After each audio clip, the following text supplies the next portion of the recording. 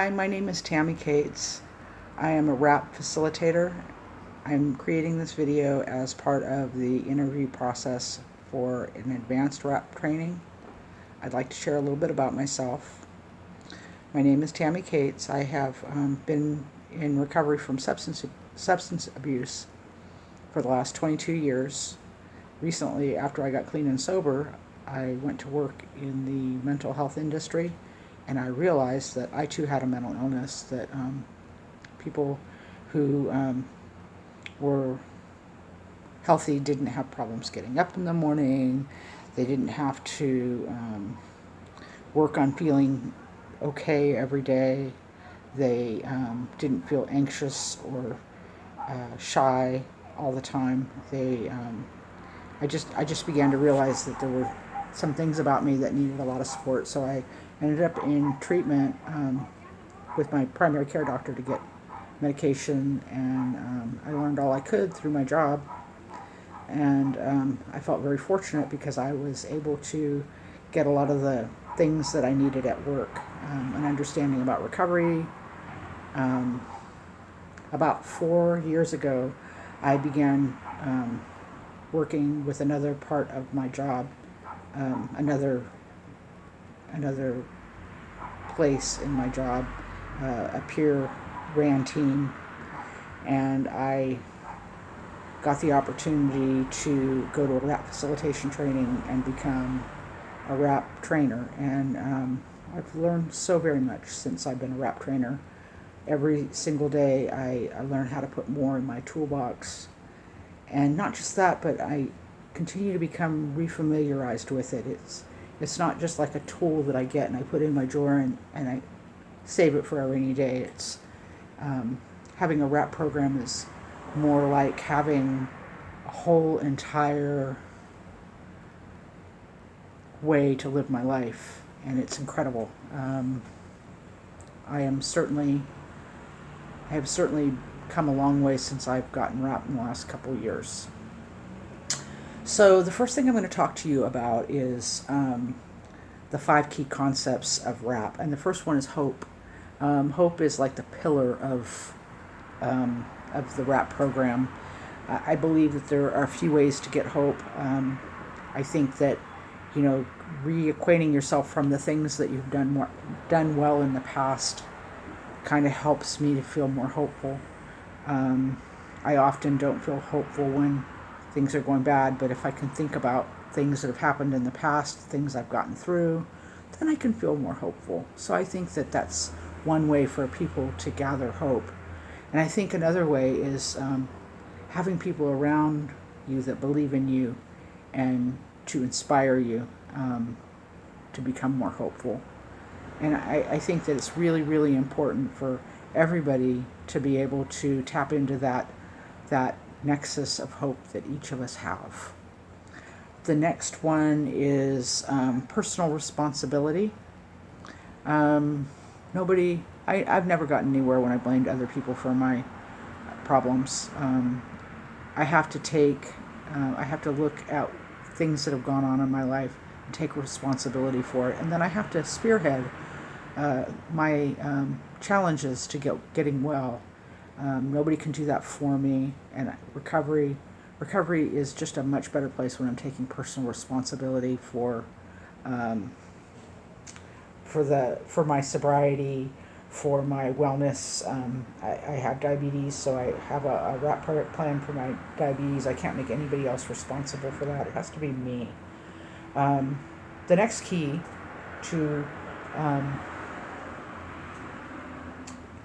is education. Education is a vital part of our recovery. And there's no limit to the way that a person can get education. We can get education on YouTube.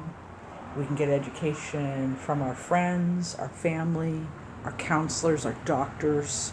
We can go to seminars. We can read books. We can read magazines. We can go and get inspirational. There's just no end to becoming educational about our wellness and about ourselves.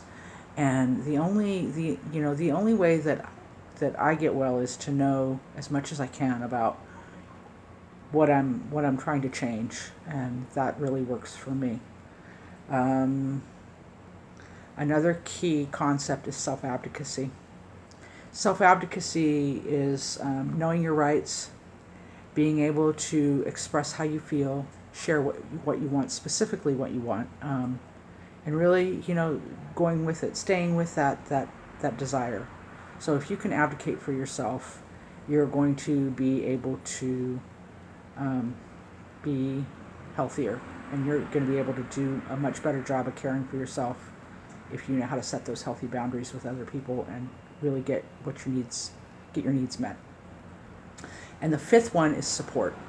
I need 5 supporters. 5 supporters is what's recommended at least. You could, of course, always have more. And there's a lot of good reasons why we need more than one supporter.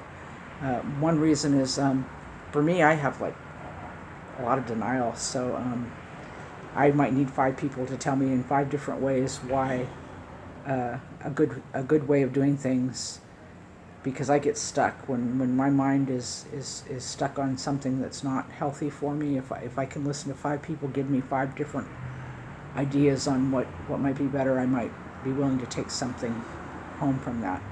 Another reason is that we're very complex. I mean, I have a lot of different kinds of problems. I may have family problems that I want to go talk to my mom about. She might be one of my supporters. And then I might have AA problems that I want to go talk to my sponsor about. And then I may have financial problems that I want to talk to my husband about. So I think at least having 5 supporters, and then of course the various duties and tasks that might need to be handled if I'm not feeling well. So 5 supporters is really important, and support really is a nice way to overcome some of our symptoms and our illness.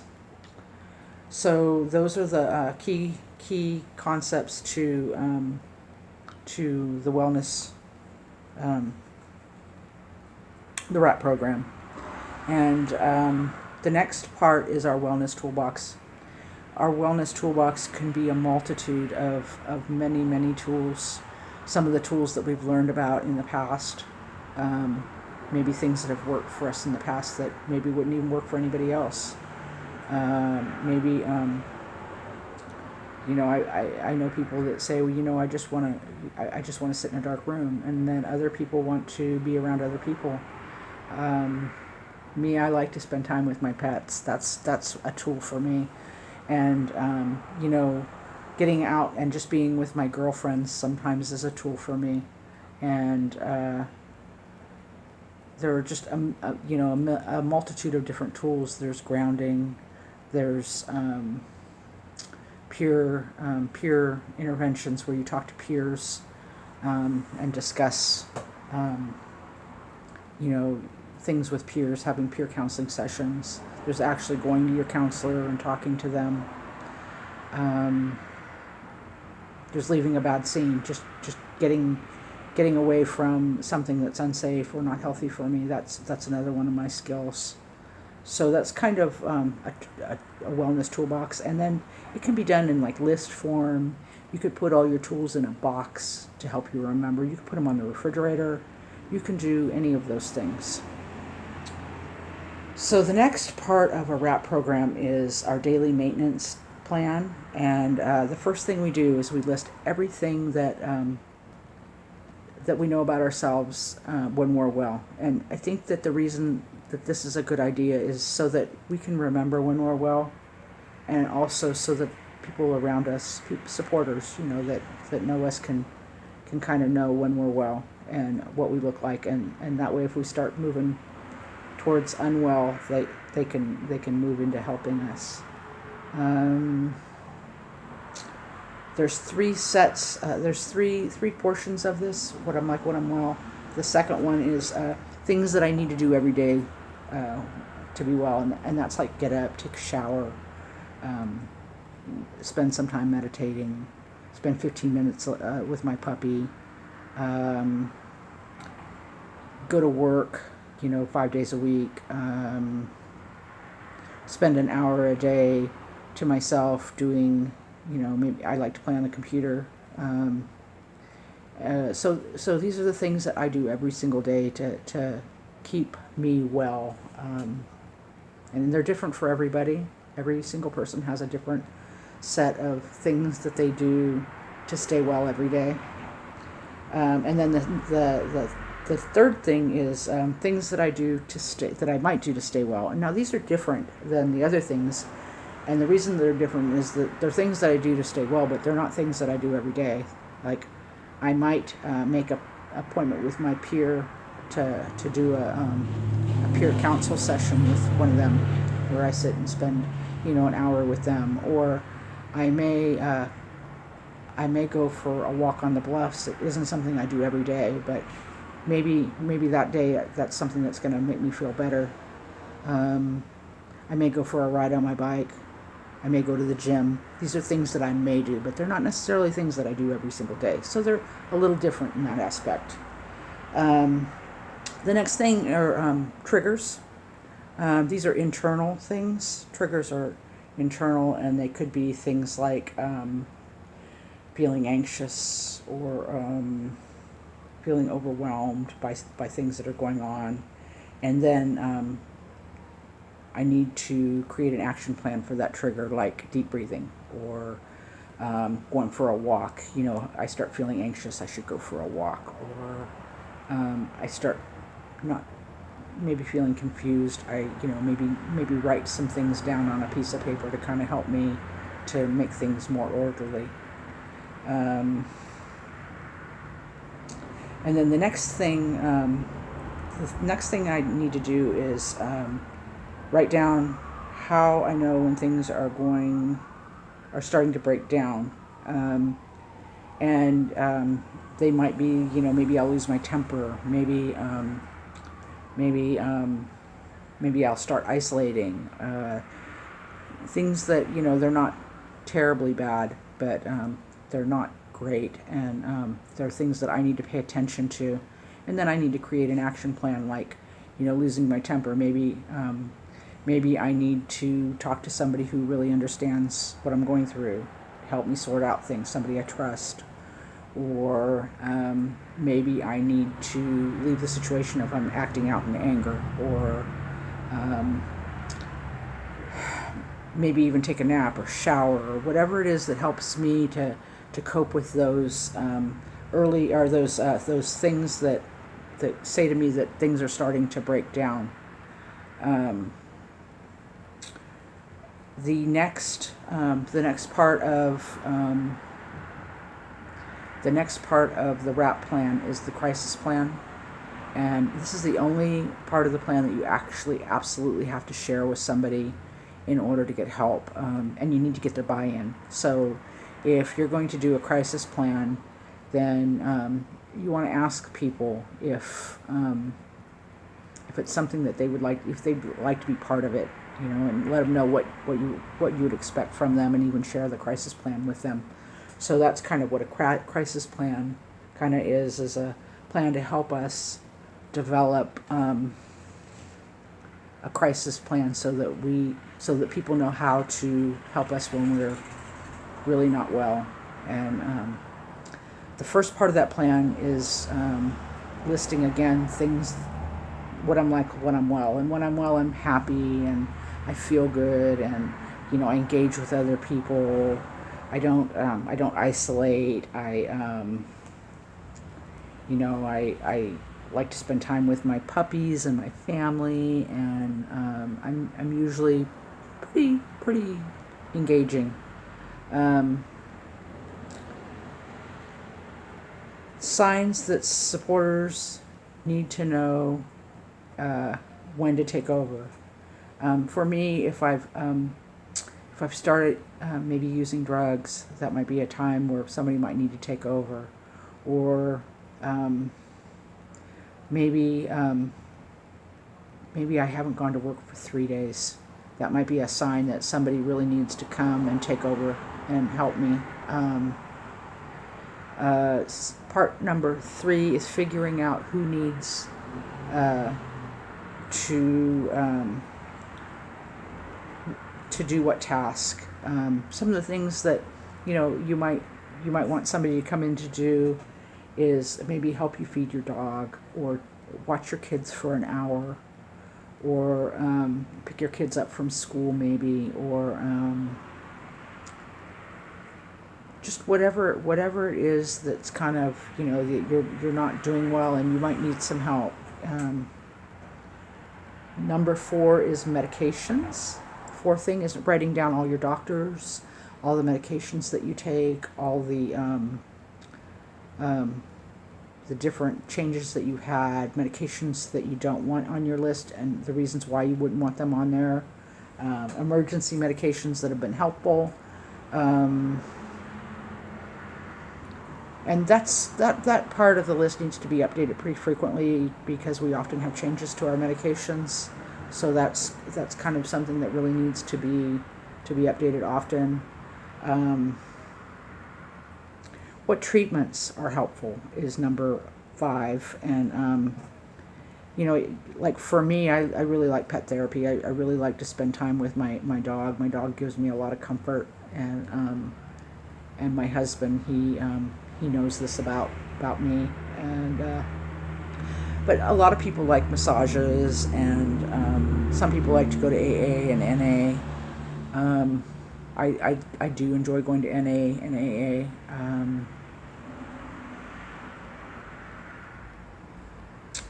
The next one is home respite. So it's really important to realize that people really benefit from getting well at home. There are times when people need to go to the hospital, but if at all possible, having a home respite is much better. And finding the resources in the community, and resources could start out with family members taking turns supporting you in the home, or possibly having extra treatment therapy in the community, going out for treatment, finding health people to come in and do treatment. Like I broke my ankle and my mental health went off the air, and my husband had to get a lot of medications put back on board that I hadn't taken in a long time. And so finding those resources that help you stay out of the hospital, and it could be, like I said, anything from outpatient services, people that come into your home and support you. Step number 7 is listing the items that are treatment facilities where you'd like to go. Like if there's a certain specific treatment facility that you'd like to be in, or maybe there's one that you've had a really, really bad experience with and you don't want to ever go back to that home because it wasn't helpful, or a hospital. And number 8 is getting help from others, the tasks that you need for them to do. Like for me, if I went into the hospital, I would certainly want somebody to feed my dogs, and it would be really, really important for you to help me with my bills. And I would have specific people that I would need to do these tasks. It wouldn't be, I wouldn't just trust anybody to feed my dog, and I wouldn't just trust anybody to pay my bills, but finding those special, part of those 5 support people that we talked about earlier to move into those positions where they could help you pay your bills or do the things that you need to get done. My fish, they need fed, that would be really cool if somebody came and fed my fish. Somebody to help me stock my groceries up before I came home from the hospital would be good. Or get rid of all the, icky stuff that was bad in my fridge because I was in the hospital for a while would be nice. And maybe having somebody just come visit me, that sort of thing would be really, really incredible. And then number 9 is signs that the plan is no longer needed. So, I've come home from the hospital, maybe I'm sleeping through the night every night, and I'm not having panic attacks anymore for 3 days. I feel more able to go back to work. I'm able to share with you that I'm ready to go back to work, or I'm ready to have a reduced amount of care. So finding that stuff. And then after that, you want to sign it, and you want to distribute it. And You can also have it notarized to make it more legal so that you're more likely to get the benefits that you want. And the last part of the crisis plan is the post-crisis plan. And that is to determine how you're going to take back your responsibility. That's part of it. And then also to review the crisis plan that you have to make sure that it's been effective.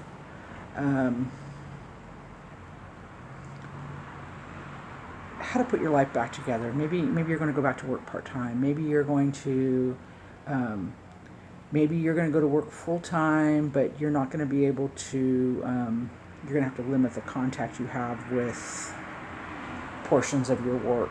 I know people that have done half days.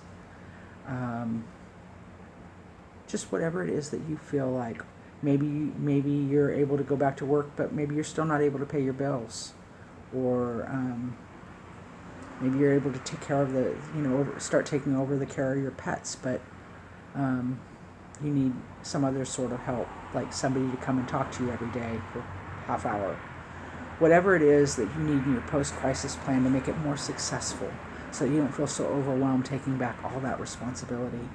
And again, I just wanted to remind everybody that wrap is a personal choice, and some people may only want to have a toolbox, and that's fine. You do it, whatever part of the wrap that you find most helpful.